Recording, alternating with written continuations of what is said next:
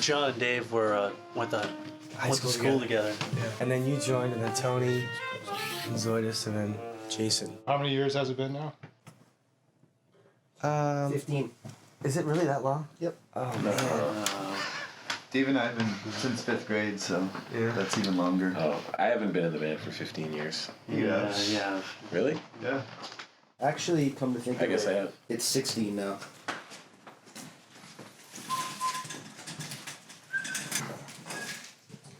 What is this, your 4th album?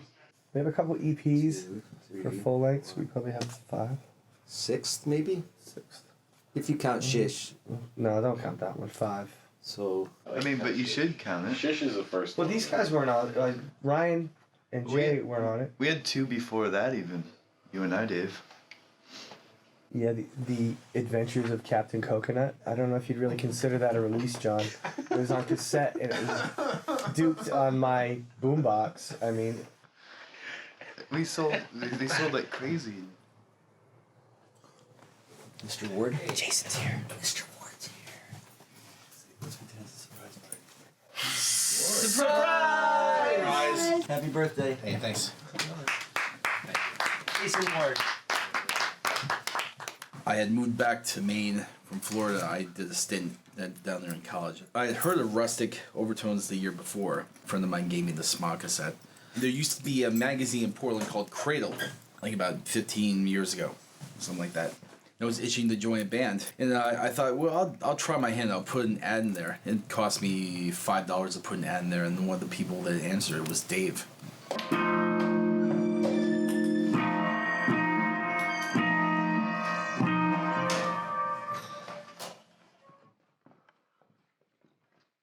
We were playing in bars when we were like so super young, like 12 even, but we were doing like Ramones songs, The Clash and the Beatles and stuff.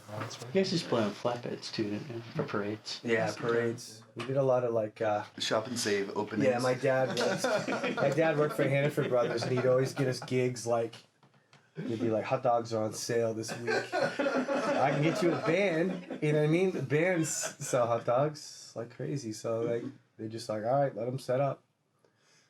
It hasn't really changed much.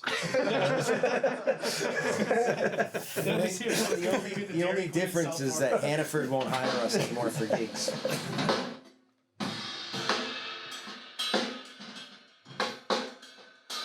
Hold on, Tony. Hey, Tony, hold on. Tony.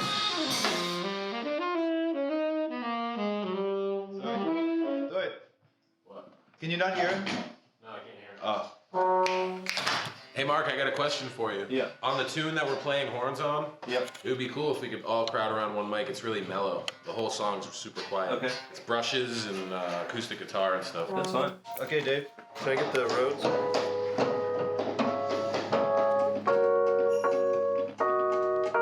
Great.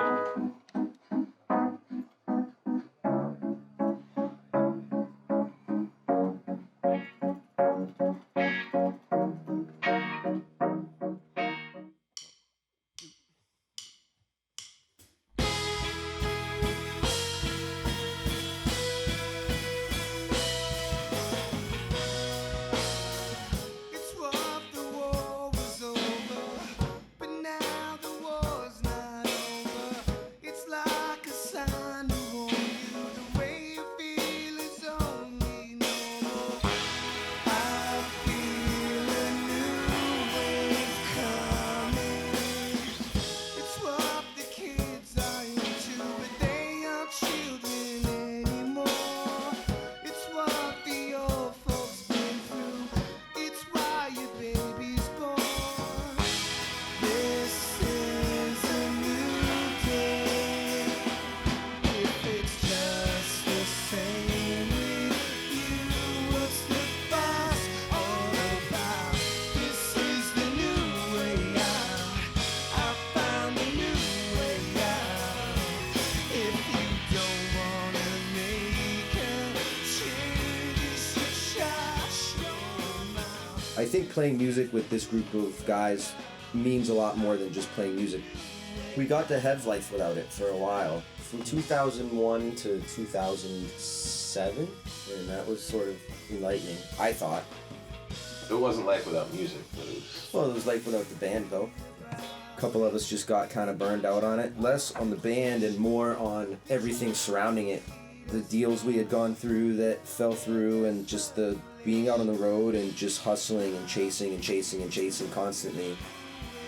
Ryan and I got out. I thought at the time that it was the right thing to do, but I didn't take into consideration all the routines that we're involved in, whether it's socially or professionally or anything, but start waking up in the morning and thinking, I'm supposed to be going out to the space right now to rehearse or to meet, or, you know, and that whole thing was gone.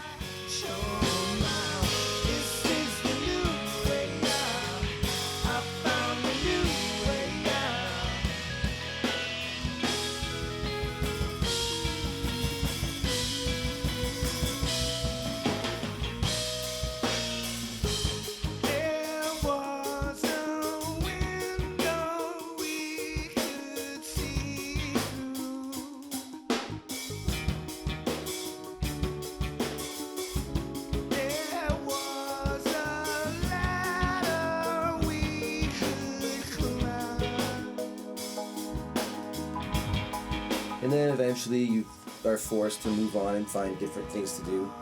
And we all did. And I was doing some pretty cool things, but even years later, I was missing all these guys because it was, I think, like all the formative years that we spent playing music, we did together. So regardless of whatever level of success that we or I was having during that time, I didn't find that I was able to enjoy it as much with other people. More than any other project that I've ever been part of or whatever, we've definitely paid our dues a lot together.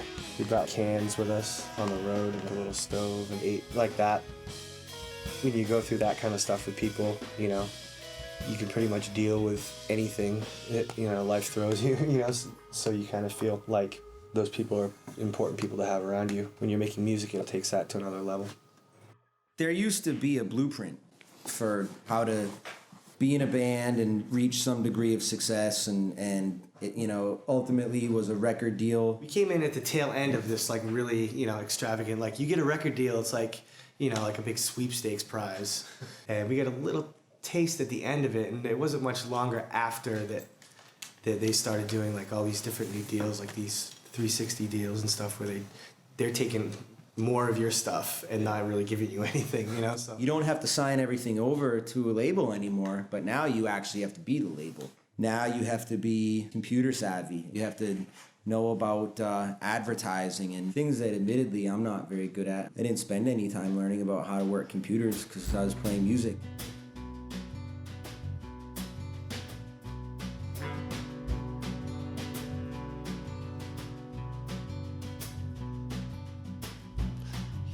Winters just get colder every year, and this old overcoat is worn too thin to even wear. But if you say you wait for me, I pack up all my things and meet you there, Arizona. But if I make my way to you, will I even know? The sun won't kill me quicker than this wicked bitter cold. But if you say you wait for me, I'll get into my car and I will go, Arizona. Smoking cigarettes out in the acid wind and cold is all I know.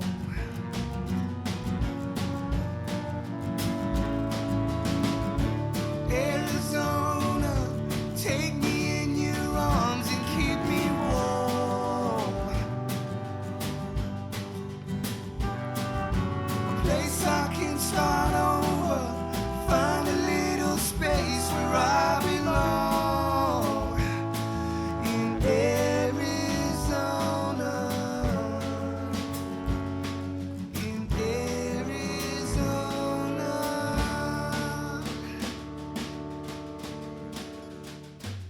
I've been playing since I was about 14. Well, playing Barry since I was about 14. This is a baritone sax. There's about 8 instruments in the saxophone family, but this is the lowest of what you would find a saxophone quartet. Each shaping of your mouth is different. It's called an embouchure. And for bass clarinet, the embouchure is a little bit different than saxophone, and same for flute. And so I'm contorting my mouth in different ways, and sometimes it makes it a little bit difficult going from one to the other. Woodwind players double. Like, for example, if you're playing in pit bands for musicals, they call you to do lots of woodwinds: clarinet, flute, saxophone. So I don't fall very far. But if you say you wait for me, I put your yellow sign inside my heart. Arizona,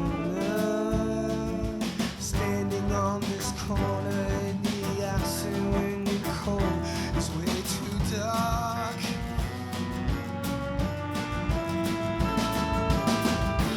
Arizona, take me in your arms and keep me warm. So what was it like engineering the last records? I did some stuff with Paranoid Social Club before, but this is my first like really all out, like tons of tracks. Dave and I would start it a lot and then build from there. The potential of our studio, it's kind of limitless, you know, as to what we can do. And I think that probably the next stuff we do is probably going to be like pared down again to something like a little bit more like what we're playing now. Whenever people had a part, they'd be like, let's go. So much of my life is just there, always. It's overwhelming at times, but it's fun. I think the cool thing with the new record is that we're kind of getting a new audience. Some of the fans that have been with us for a long time, it was kind of a jarring shock to their system to a drastic new sound for a record. We're also gaining some new fans from making kind of a pretty ambitious record musically, I think.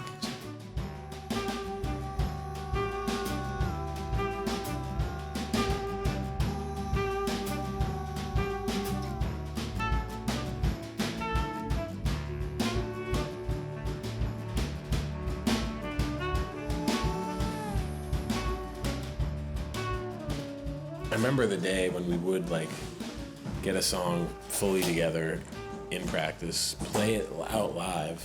Yeah. A few times along the track. We definitely took advantage of having, you know, all the time in the world. I think that's why the productions got so big, and that's why We finally had to be like, all right, we have to be done. We got to get this thing done. It gave everybody a lot more room to explore what they want to do and really concentrate and spend a lot of time with the song instead of just trying to make your part in the moment.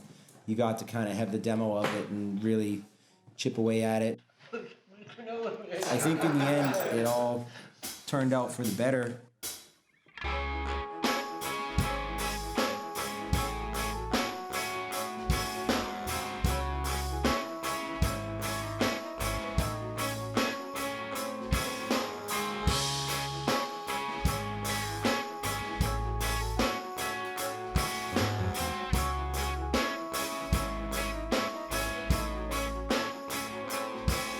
Scream at the top of your lungs when you beat on the top of your drums, when it's right on the tip of your tongue. The pieces are starting to fit all together now. The marching band will fall and the conductor from the train blow his horn and cue the orchestra to play. All together now. All together. We drew from a whole spectrum of music to get these orchestrations together. Some of like the Brazilian music from the late 60s, Tropicalia movement, the Bollywood stuff, the way they arrange the strings and the horns and everything to complement the song and not get in the way of it either. We were definitely conscious of that as we were listening and writing. The reason why we're playing keyboards is because we came up with all these orchestrations and we can't take an orchestra on the road. So we decided to go in a direction of synthesizers, which we're pretty fired up over. I don't really have a whole lot of keyboard experience, but since I've been learning these string parts, I've gained some facility on the keys now. I'm really enjoying that a lot. All together now. All together now.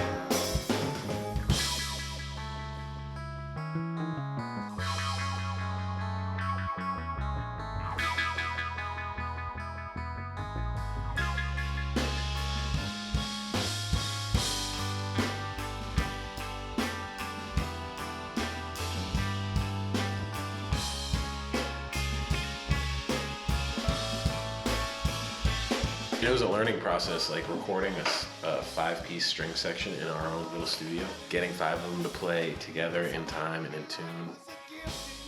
You know, headphones, mic placement. Hopefully the metal band wasn't rehearsing next door, you know what I mean? It was a challenge. It was really time consuming. Pretty much, actually, everybody recorded everything.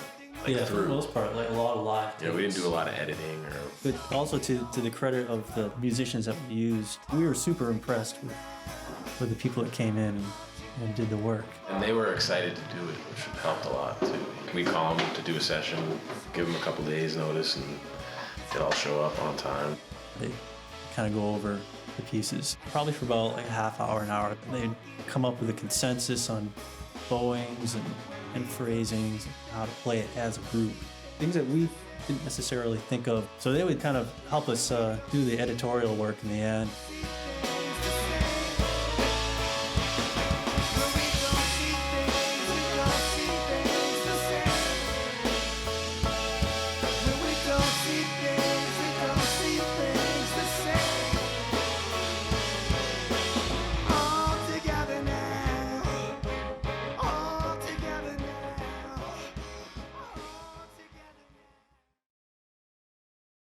I'd always been a tinkerer.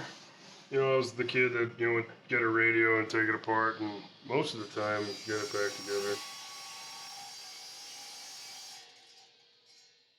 It led to guitars, just, you know, falling in love with guitars at a young age and fixing my own guitars and getting into college and being in a band and not having money to buy a new guitar, so I built one in the basement of the house I was living in. It just kind of snowballed from there, and here I am now and working in my own shop. I always consider myself just extremely lucky to be doing what I really love to do. And being able to surround myself with guitars is a pretty cool job. He lent me a really cool Stratocaster while this was being built. And I got used to the whammy bar. And then once this was built, I was like, oh, I want it to be like the guitar that you lent me, because it was like set up perfect. He taught me a lot about woods and how they affect the sound of the guitar.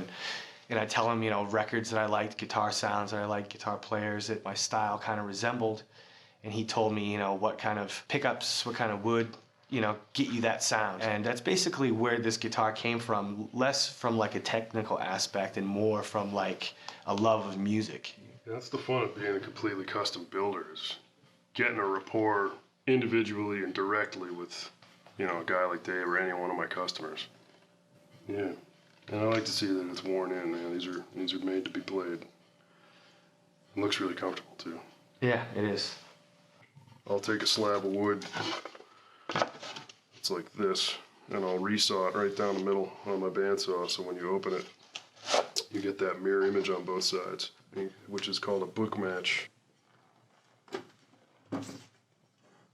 This is after I've talked to the customer a lot and we've gone through the woods, and then I'm starting to mill stuff up. That's when I start really getting excited about it.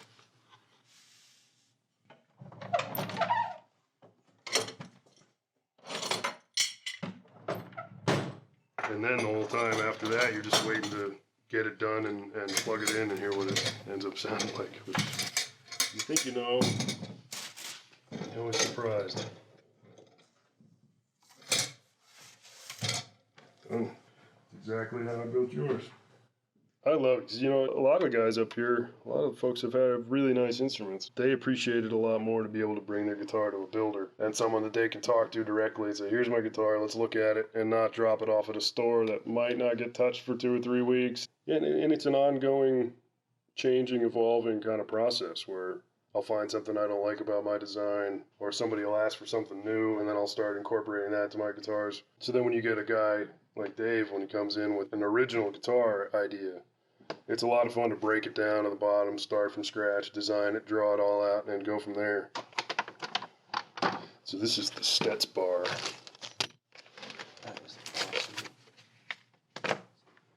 And that will absolutely fit. Yeah, I wonder. And then you're talking about the bar getting in the way of those knobs. Yeah, let's screw that sucker in. Oh, it goes right in the middle. That will probably help. That thing is great. Yeah. I always hate having to find You know, like I'm in I like hear you, man. Nebraska, and I need a nut that's like. Well, that's actually the nice thing about this design. This is the same as any Les Paul Tunematic. So should that ever happen, that's not a very hard thing to find. That whole screw. Oh, that's perfect. That's pretty sweet, man. When do you think we could do that?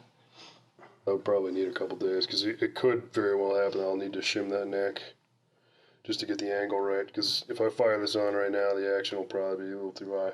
Right. I'm a music nut, so to go and see a concert, to see pictures of my guitars being played, that's the dream, is to get your guitar just in a lot of people's hands that are out and playing. Because, I think of it as a piece of art, and then it goes out and it's being played, and that's the absolute best part of it. So I put so much time and effort into these things, and I fall in love with each one and hate to see them go. But I'd much rather see it on stage with you than sitting on a rack in here getting surrounded by my own guitars.